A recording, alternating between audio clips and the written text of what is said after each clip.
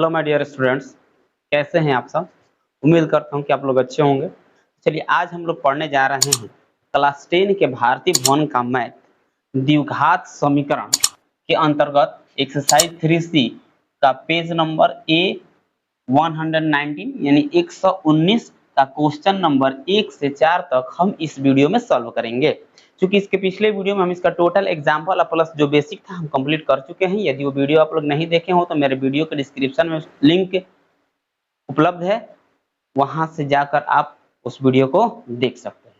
तो चलिए हम लोग फटाफट क्वेश्चन को बनाना प्रारंभ करते हैं। उससे पहले यदि आपने मेरे चैनल को अभी तक सब्सक्राइब नहीं किया तो सब्सक्राइब कर लीजिए और वीडियो को लाइक कर दीजिए और कमेंट में जरूर बताइएगा कि आपको यह चैप्टर समझ में आया है या नहीं। तो चलिए फटाफट हम क्वेश्चन देखते हैं। तो आपकी स्क्रीन पे क्वेश्चन दिख रहा होगा, देख लीजिए। सबसे पहला क्वेश्चन ये है, कह रहे कि यदि दो लगातार धन पूर्णांकों के गुणनफल और उनमें से छोटी संख्या x का अंतर 25 के बराबर है तो इस कथन को समीकरण के रूप में व्यक्त कीजिए। क्वेश्चन को आप लोग ध्यान से पढ़िएगा, जब तक आप क्वेश्चन नहीं समझेंगे तो कोई फायदा नहीं होगा। तो इसलिए हम ये कहेंगे आपसे कि क्वेश्चन आप ध्यान से पढ़िए, फिर एक बार क्वेश्चन पढ़िए। करे दो लगातार धन पूर्णांकों के गुणनफल और उनमें से छोटी संख्या x का अंतर 25 के बराबर है। कह रहे कि दो लगातार धन पूर्णांक है। क्या है? दो लगातार धन पूर्णांक है। तो पूर्णांक का मतलब क्या होता है? माइनस में प्लस में कोई भी संख्या ले लेंगे उसको हम क्या कहते हैं? पूर्णांक कहते हैं ना। धन के बात हो रहा है तो प्लस होगा। तो सबसे पहले हम मान लेते हैं, क्या माना कि पहला धन पूर्णांक बराबर x मान लेते हैं, ठीक है। दूसरा धन पूर्णांक, ठीक है, इसको हम क्या मानेंगे? इसको हम आपको पहले समझाते हैं। और पूर्णांक की बात हो रहा है तो पूर्णांक अगर पहला एक मानेंगे तो दूसरा पहला दो मानेंगे तो दूसरा कितना हो जाएगा? 3 होगा। क्यों? क्योंकि लगातार की बात हो रही है। क्वेश्चन में क्या कर रहा है? लगातार कह रहा है, इसलिए लगातार कहेंगे। अगर पहला हम 5 मानते हैं तो दूसरा कितना होगा? 6 होगा। क्यों? क्योंकि 5 के बाद क्या आता है? 6। लगातार की बात हो रहा है तो कितना कितना बढ़ रहा है? एक एक बढ़ रहा है, बढ़ रहा है ना। तो यहाँ पर हम क्या करेंगे? एक इसमें भी बढ़ा लेंगे। यहाँ तक कोई दिक्कत तो नहीं है, इतना हम समझ चुके हैं। अब आगे देखते हैं अगला क्या कर रहा है कि दो गुणनफल करा। यदि इनका जो प्रश्न से आते हैं, हमारा प्रश्न क्या कहता है? 1 नंबर क्वेश्चन हमारा है। प्रश्न कहता है कि दो लगातार धन पूर्णांकों के गुणनफल। तो दो लगातार धन पूर्णांकों का ये हमारा क्या हो गया? गुणनफल हुआ। यानी कि पहला ये दूसरा, दोनों का हम क्या कर दिए? गुणनफल। आगे देखते हैं गुणनफल और उनमें से छोटी संख्या। उनमें से ये दोनों में से कौन छोटी है? यही ना छोटी होगी। इसमें से +1 कर दिए गए थे तो बड़ा हो गया, ये छोटा है। उसका अंतर और उनमें से छोटी संख्या का अंतर, छोटी संख्या का अंतर, इन दोनों का एक गुणनफल हो गया, इसका अंतर हो गया कितना के बराबर है? 25 के बराबर है। इसको हमें क्या करना है? सिर्फ समीकरण के रूप में व्यक्त कर देना है, हल नहीं करना है, ठीक है। इसको हम ऐसे भी लिख सकते हैं x इंटू एक्स प्लस 1। ये जो माइनस में हमको x दिख रहा है तो इसको उधर भेज देंगे तो क्या हो जाएगा? प्लस में x, और इतना ही हमारा क्या हो गया? आंसर हो जाएगा, ठीक है। उम्मीद करता हूं कि अब क्वेश्चन आपको अच्छा समझ में आ गया होगा। चलिए अब इसके बाद हम लोग चलते हैं क्वेश्चन नंबर 2 की तरफ। तो क्वेश्चन नंबर 2 आपके स्क्रीन पे दिख रहा होगा, वहां से आप लोग क्वेश्चन को पढ़कर समझ लीजिएगा या बुक सामने रख लीजिएगा। चलिए शुरू करते हैं। कह रहा एक आदमी ने 20 रुपये में कुछ पुस्तकें खरीदी। कोई व्यक्ति है 20 रुपये लेके जाता है बाजार में, कुछ पुस्तकें खरीदता है। कितना खरीदता है मालूम नहीं है, कुछ पुस्तकें खरीदी। वह यदि उस रकम में एक और पुस्तक अधिक पाता, मान लेते हैं कुछ पुस्तक खरीदता है, फिर कह रहा कि यदि उसी रकम में, उसी पैसा में उसको एक और अधिक पुस्तक मिल जाता तो क्या होता है? तो प्रत्येक पुस्तक का औसत मूल्य 1 रुपया कम हो जाता है। यानी कि जो प्रत्येक पुस्तक पर जितना मूल्य लग रहा था सब पर 1-1 रुपया क्या होता? कम हो जाता। यदि खरीदी गई पुस्तकों की संख्या x हो, इसमें दिया है कि यदि खरीदी गई पुस्तकों की संख्या कितना मान लें? x हो, तो इस कथन को एक समीकरण द्वारा व्यक्त करें और फिर उस समीकरण का घात बताना है, ठीक है। तो सबसे पहले हम देख लेते हैं वो पुस्तक कितना खरीदा है। तो पुस्तकों की संख्या ये हमारा दे चुका है पहले से ही। x कितना पुस्तक खरीदा है? x पुस्तक खरीदा है। और उसके पास पैसा कितना है? यानी कि उसके पास पैसा जो है, कुल खर्च कितना करता है? 20 रुपया। तो अगर औसत मूल्य अगर हम निकाल लें, औसत मूल्य, समझ में आ रहा है ना? औसत मूल्य कैसे निकलता है? औसत मूल्य कैसे निकलता है? तो टोटल मूल्य आप बाटे जितना हम वस्तु खरीदते हैं उससे उसमें डिवाइड कर देंगे तो हमारा औसत मूल्य निकल जाएगा। नहीं तो एक एग्जांपल के तौर पर समझ लेते हैं, जैसे कि मान हम कह दें हमारे पास 40 रुपया है, हम 8 गो वस्तु खरीद लिए, समझ में आ रहा है ना? तो एक वस्तु का मूल्य औसत मूल्य कितना हो जाएगा? तो 40/8 यानी कि ऑलमोस्ट लगभग कितना माने 5 रुपया हुआ कि नहीं हुआ? बात समझ आ रहा है ना? बस वही काम यहाँ भी करना है। तो टोटल उसके पास कितना पैसा है? 20 रुपया है। पुस्तक कितना खरीदा है? एक, यानी कि यहाँ पर जो पुस्तक का रेट हो गया कितना हो गया? 20/100 रुपया हो गया। और फिर कंडीशन हमारा ये कह रहा है कि यदि अब उसको पुस्तक एक और अधिक मिल जाता, अब पुस्तक उसको कितना मिलता? अधिक मिल जाता। तो अब पुस्तकों की संख्या, पुस्तक अब उसको क्या होता है? अधिक मिल रहा है, तो उसका औसत मूल्य कितना हो जा रहा है? 1 रुपया कम हो रहा था। पहले इसका हम औसत मूल्य यहाँ से निकालते हैं, उसके बाद दोनों की तुलना कर लेते हैं। औसत मूल्य हमारा इसका कितना हो जाएगा? फिर वही है, पैसा तो उतना ही ना है, पैसा हमारा उतना ही है, पुस्तक में वृद्धि हो रही है, समझ में आ रहा है ना? यहाँ पुस्तक का संख्या कितना हो जाएगा? x + 1 रुपया। अब आते हैं प्रश्न से, देख लेते हैं। ये हमारा पहले वाला औसत मूल्य है और ये बाद वाला औसत मूल्य है। आ रहा है समझ में? यानी कि जब एक पुस्तक मिल रहा था तब का औसत मूल्य इतना है, अब फिर एक अधिक पुस्तक मिल रहा है x+1 तब उसका औसत मूल्य इतना है। अब देखते हैं क्वेश्चन में क्या कह रहा है कि जब 1 रुपया एक पुस्तक उसको और अधिक मिल जाता है तो जो उसका औसत मूल्य है वो 1 रुपया क्या होता है? कम हो जाता है। जितना पुस्तक पहले मिलता था उतना में से 1 रुपया क्या होता है? कम हो जाता है। तो ये वाला 1 रुपया इससे क्या है? कम है, यानी इतना रुपया में एगो पुस्तक मिल रहा था, अब हमको इतना रुपया मिल रहा है। तो ये जो इसका जो मान दिया गया है ये इससे कितना कम है? 1 रुपया कम है। ये क्वेश्चन में कह रहा है, क्वेश्चन को आप लोग ध्यान से पढ़िएगा, इस बात को एकदम ध्यान रखना है। ये 1 रुपया कम है तो अगर इसमें 1 जोड़ देते हैं तो दोनों का औसत मूल्य क्या हो गया? बराबर हो गया। बात समझ में आ गया ना? अब चलते हैं इसको सॉल्व कर लेते हैं। यहाँ कितना हो जाएगा हमारा? 20/x, आई दोनों का कुछ नहीं नीचे तो एक रख के एलसीएम निकाल लेते हैं, तो जाए कितना? x+1 हो जाएगा। अब इसमें इससे भाग देंगे तो एक मर्त में काटा तो बचा कितने यहाँ पे? 20, आप प्लस एक में एक x+1 से भाग देंगे तो x+1 मर्त में, x उतना गुणा कर देंगे तो x प्लस कितना आ जाएगा? 1। यहाँ तक कोई दिक्कत नहीं है। आगे बढ़ लेते हैं। यहाँ हो जाए कितना हमारा? 20/x बराबर 20 है, कितना हो जाता है? 21, आप प्लस हो जाएगा x, अब बट्टा में कितना आ जाएगा? x+1। यहाँ तक ठीक है। अब हम क्या करेंगे? यहाँ से तिरछा तिरछी नहीं, क्रॉस मल्टीप्लिकेशन करेंगे। तो क्रॉस मल्टीप्लिकेशन करेंगे तो कितना हो जाएगा? 21x आप प्लस x में गुणा कर देंगे तो कितना आ जाएगा? x² बराबर, अब इसमें इससे गुणा करना हमको, कितना आ जाएगा? 20x आप प्लस 20 में 1 से गुणा करेंगे तो कितना हो गया हमारा? यहाँ हो जाएगा +20। ठीक है, यहाँ तक तो कोई दिक्कत नहीं है। अब हम क्या करते हैं? x वाला को एक तरफ कर लेते हैं और अंक वाला को एक तरफ। यहाँ पे लिखेंगे क्या? x² आप प्लस में कितना है? 21x है ना, इसको मैं इधर कर रहे हैं, इधर उधर बराबर को उस साइड ले जाएंगे तब ना साइन चेंज होगा, तभी ऐसे ही रखना था। x² यहाँ हो गया और यहाँ पे हो गया कितना? 21x। अब चलते हैं यहाँ से 20 जो है दिख रहा है ना, उसको हम इधर लाएंगे तो ये प्लस में इधर आएगा तो क्या हो गया? माइनस में 20x हो गया। ठीक है, अब फिर ये प्लस में 20 दिख रहा है उसको भी इधर लाएंगे तो कितना हो जाएगा? माइनस में 20 बराबर हो गया 0। अब इसको आगे बढ़ाते हैं। x², यहाँ पे दोनों x वाला दिख रहा है और दोनों का साइन क्या है? अपोजिट है, तो जब भी साइन अपोजिट होगा माइनस होगा, साइन सेम होगा प्लस होगा, ध्यान रखना इस बात को। तो 21 में से 20 घटा लेंगे तो कितना बचेगा? एगो x बचेगा ना, यानी कि 21 गो x में से 20 गो x घटा लेंगे तो एगो x बच गया, अब माइनस में कितना आ गया? 20 बराबर 0, और यही हमारा समीकरण हो जाएगा। तो इतना तो हम आंसर निकाल दिए, लेकिन एक और बात पूछ रहा है क्वेश्चन के लास्ट में, आप लोग देख सकते हैं, और इसका घात भी बताना है। तो घात बताने में कुछ चीज आ रहा है, तो इसका जो अधिक घात है 2 है, तो घात हमारा कितना हो गया? 2 हो गया। ठीक है, तो चलिए हम उम्मीद करते हैं कि यह क्वेश्चन आपको अच्छा समझ में आ गया होगा। तो चलिए इसको फटाफट आप लोग नोट कीजिए।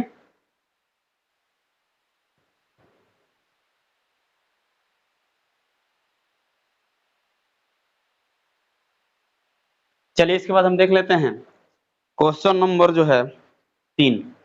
तो क्वेश्चन नंबर 3 आपके स्क्रीन पर दिख रहा होगा, वहां से आप लोग क्वेश्चन को पढ़कर समझने का प्रयास कीजिएगा, उसके बाद हम आपको समझा रहे हैं। ठीक है, तो चलिए क्वेश्चन नंबर हम 3 देखते हैं। क्वेश्चन नंबर 3 हमारा क्या कहता है? क्वेश्चन नंबर 3 क्या कहता है? कह रहे कि 12 को ऐसे दो भागों में विभक्त कीजिए कि उनका गुणनफल 32 हो।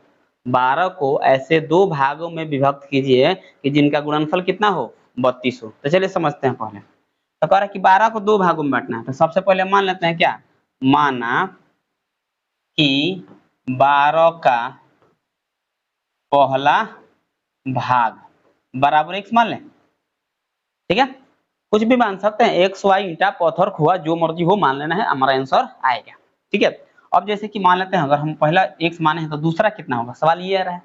अगर हम कह दे आपसे एक नॉर्मल एग्जांपल के तौर पे आपको समझाने के लिए बता देते हैं, अगर कह दे कि दो संख्याओं का गुणनफल, चाहे कह दे कि एक संख्या है जिसका जो 20 है, चाहे कह दे कि 20 एक ऐसे संख्या है, इसको हमें दो भागों में बांटना है, समझ आ रहा है ना। तो अगर हम पहला भाग 12 मान लेते हैं तो दूसरा भाग कितना हो जाएगा, दूसरा भाग कितना होगा, तो दूसरा भाग 8 है ना होगा, यानी एक भाग हम इसमें से कितना 12 मान लिए तो दूसरा भाग कितना होगा 8 होगा। कैसे होगा, तो जैसे कि मान लेते हैं 20 है, तो जब एक भाग 12 माने तो घटाएंगे जितना बचेगा उतना ही ना होगा, बात समझ आ रहा है।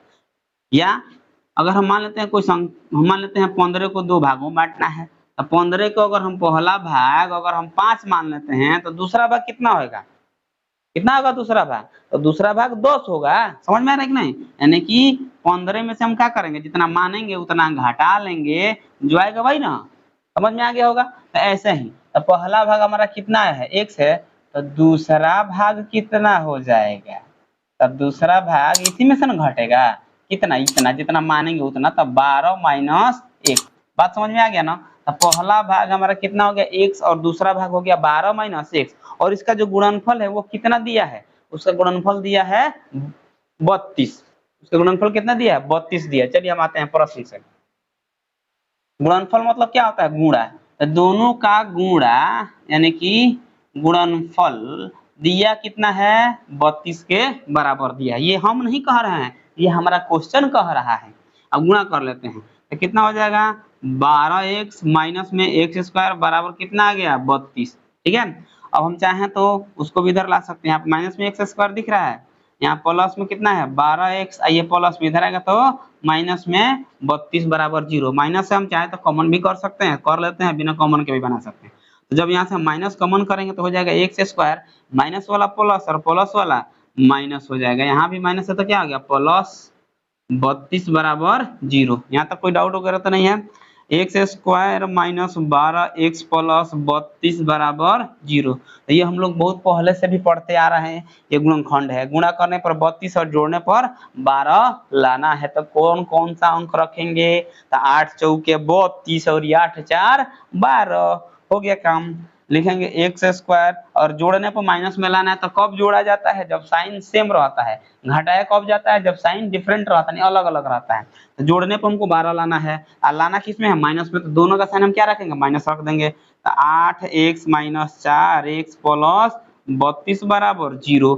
अब यहाँ हम देख सकते हैं दोनों में कॉमन क्या है, तो यहाँ भी x है यहाँ भी x है, खींचेंगे बाहर यानी कॉमन करेंगे, यहाँ पर डबल है तो 1 बचेगा, यहाँ से निकाल दिया तो 8 बचेगा।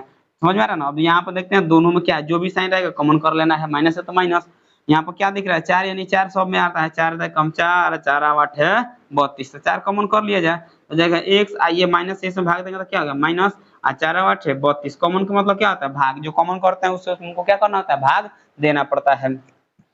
अब यहाँ दोनों हमारा सेम आएगा, हमेशा सेम आएगा, ध्यान रखेंगे। इसको कॉमन करेंगे तो क्या बचेगा हमारे पास x माइनस 8, जब बाहर निकालेंगे तो यहाँ पर कितना x बचा, तो यहाँ पे x रखेंगे, फिर यहाँ से जब ये निकला तो क्या बचेगा माइनस में 4 बचा बराबर हो गया 0।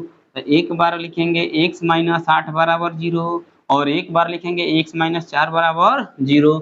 इधर माइनस में है तो उधर गया तो प्लस में, इधर माइनस में उधर गया तो प्लस में, तो आंसर हमारा आएगा 8। 8 भी लेके चल सकते हैं या 4 भी लेके चल सकते हैं, हमारा आंसर सेम आएगा। तो किसी एक को लेकर चलना पड़ेगा, यहाँ से मान लेते हैं हम 8 लेके चलते हैं, लिखेंगे 12 का पहला भाग बराबर हम कितना माने हैं x माने हैं तो x रखेंगे, x का मान कितना हम लेके चल रहे हैं 8, 8 हो गया।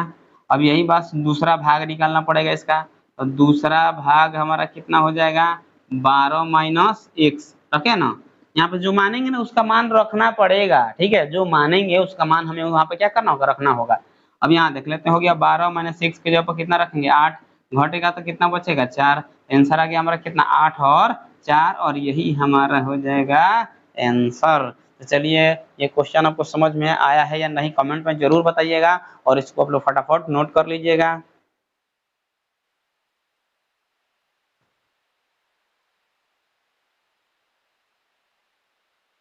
चलिए इसके बाद हम देख लेते हैं क्वेश्चन नंबर 4 का पहला भाग। तो 4 का पहला भाग क्या कह रहा है, आपको क्वेश्चन स्क्रीन पे दिख रहा होगा या आप अपना बुक में भी देख सकते हैं। चलिए हम क्वेश्चन पढ़ते हैं और आपको समझाते हैं। कर दो क्रमागत पूर्णांकों का गुणनफल 3906 है, ठीक है। दो लगातार पूर्णांकों का गुणनफल 3906 है, तो पूर्णांक निर्धारित कीजिए, यानी कि पूर्णांक हमें ज्ञात करना है, ठीक है। तो चलते हैं, सबसे पहले पूर्णांक के बारे में हम इसके पिछले क्वेश्चन में बताए थे कि पूर्णांक क्या होता है। 1 2 3 4 5 माइनस में भी हो सकता है, प्लस में भी हो सकता है ना। अब जैसे कि मान लेते हैं लगातार की बात हो रहा है, तो पहला 2 होगा तो दूसरा कितना होगा 3, पहला 5 होगा तो दूसरा कितना होगा 6, हो जाएगा ना। इस तरह कोई भी हम रख सकते हैं इसमें से। तो बढ़ेगा कितना, एक ही ना बढ़ेगा, जब पूर्णांक कहेगा तो एक ही बढ़ाना है, ठीक है, या एक घटाना है। हम जोड़ कर भी बना सकते हैं, घटा कर भी बना सकते हैं, ठीक है। तो चलिए यहाँ से हम स्टार्ट करते हैं। कर दो पूर्णांकों का गुणनफल, तो मान लेते हैं, माना कि पहला पूर्णांक बराबर x, उसके बाद हो जाए क्या, दूसरा पूर्णांक बराबर प्लस करेंगे ना 1, x प्लस 1। अब आते हैं हम प्रश्न से, ठीक है। इसमें प्रश्न में क्या दिया था कि इसका जो गुणनफल है वो कितना है 3906, इन दोनों का गुणनफल। तो दोनों का गुणा कर लेते हैं, आप प्लस 1, अब बराबर कितना है 3906। बात समझ में आ गया ना। यानी कि क्वेश्चन हमारा क्या कर रहा है कि दो लगातार पूर्णांकों का गुणनफल, गुणनफल यानी दोनों का गुणा कितना के बराबर है 3906 के बराबर है, तो हमें वह पूर्णांक ज्ञात करना है। तो चलिए यहाँ से स्टार्ट करते हैं, क्या गुणा करेंगे, इसको सॉल्व करना स्टार्ट करेंगे।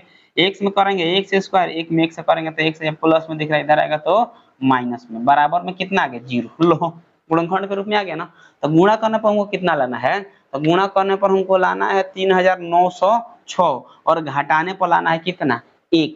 हम कौन कौन ऐसा अंक रखें कि जिसको गुणा करें तो कितना आ जाए 3906 आ जाए, और घटाया जाए तो कितना आ जाए 1 आ जाए। तो इसके लिए हमें क्या करना होगा 62 और 63 का प्रयोग करना होगा, ठीक है।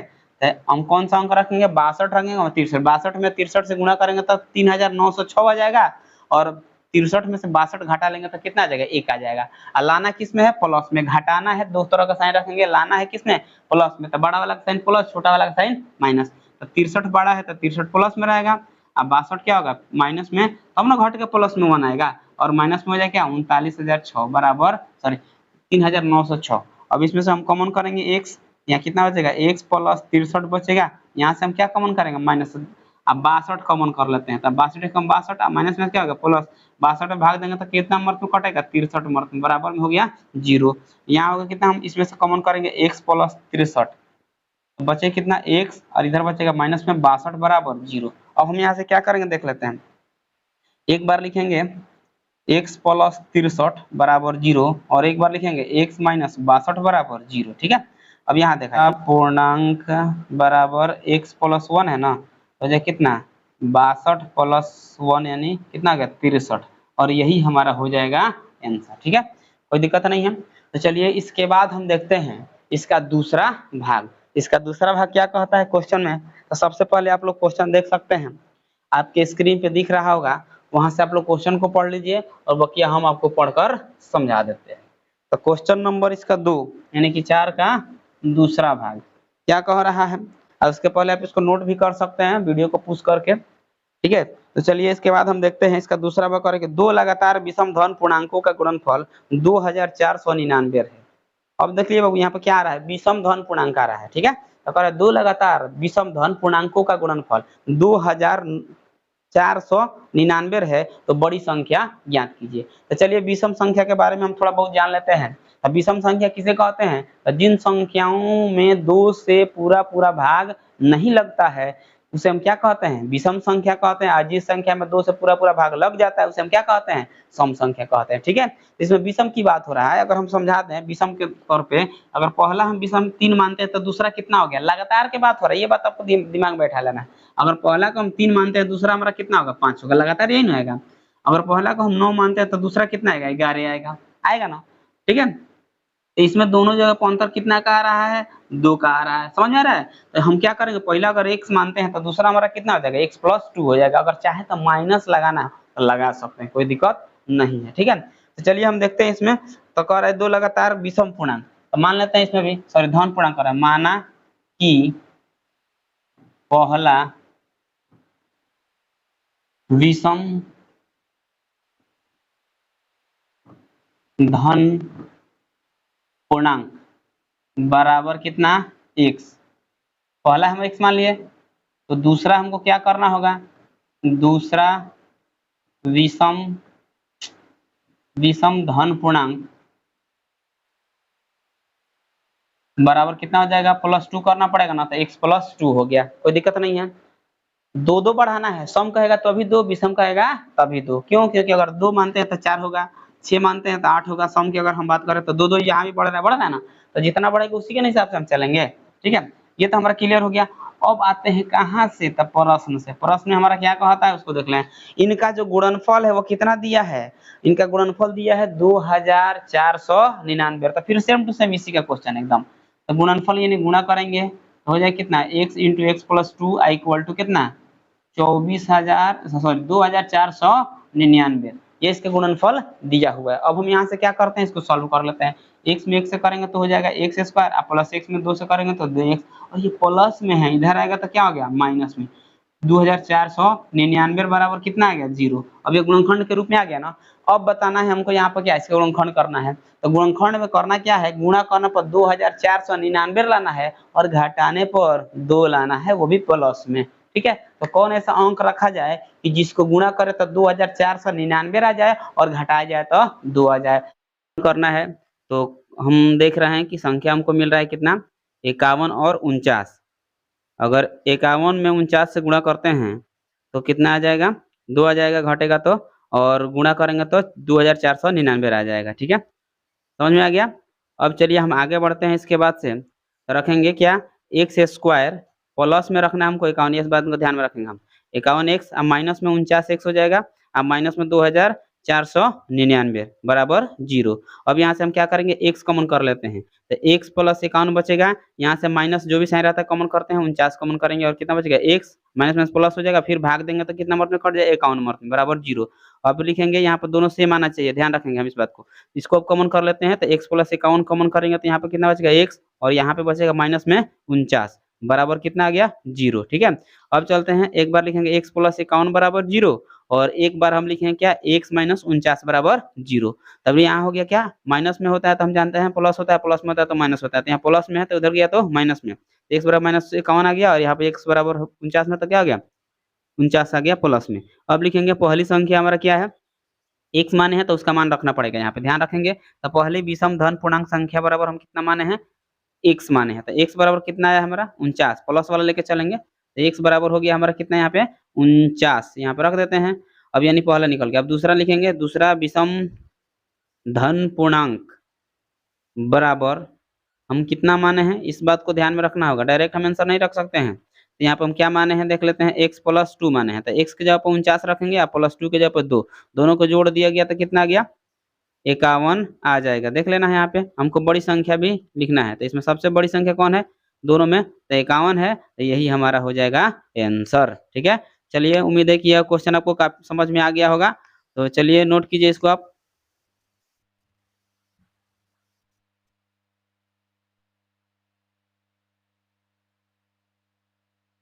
चलिए इसके बाद हम अब देखेंगे क्वेश्चन नंबर 4 का तीसरा भाग।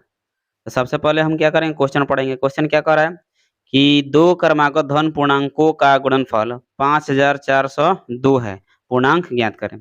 एकदम सेम टू सेम क्वेश्चन इसके पहले वाले जो हम लोग किए थे, 4 का पहला भाग वही है, एकदम टू कॉपी है। फिर एक बार क्वेश्चन हम पढ़ देते हैं, आपको समझ लीजिए। दो क्रमागत धन पूर्णांकों का गुणनफल कह रहा है कितना, 5402 है। ठीक है, तो हमें पूर्णांक ज्ञात करना। तो सबसे पहले मान लेते हैं, माना कि पहला पूर्णांक बराबर x।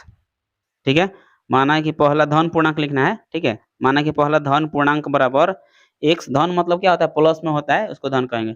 दूसरा धन पूर्णांक बराबर हो जाएगा कितना, सबसे पहले एक बात ध्यान रखना है। ठीक है, ये आगे वाला कह रहा है लगातार कह रहा है, तो कितना हो जाएगा, x प्लस 1 हो जाएगा। ठीक है, अब आते हैं प्रश्न से।